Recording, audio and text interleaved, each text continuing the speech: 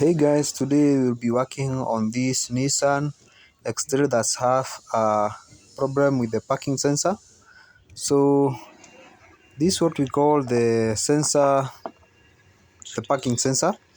They are usually located in the bumper, both the front and also the back sensor, the back bumper. So in case one fails, the car will will display a warning light in your dashboard. So we had to look and troubleshoot this car. So this car has four sensors on the rear and also for the front.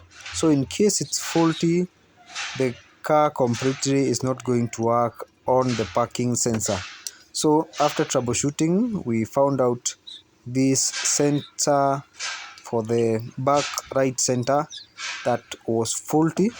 Okay, so we had to replace with another one. So after replacing another one, we are now going to the computer now to the diagnosis and do the data stream.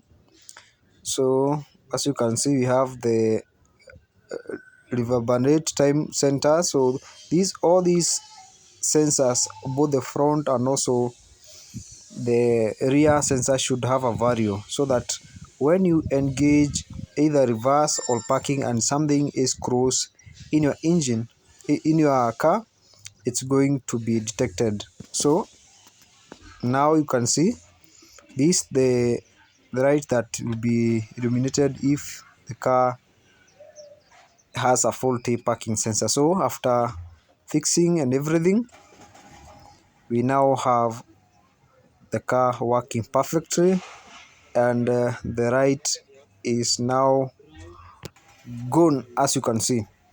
So after starting the car and engaging reverse, you can see a beep sound. Okay, and also if I engage drive, the warning is going to beep.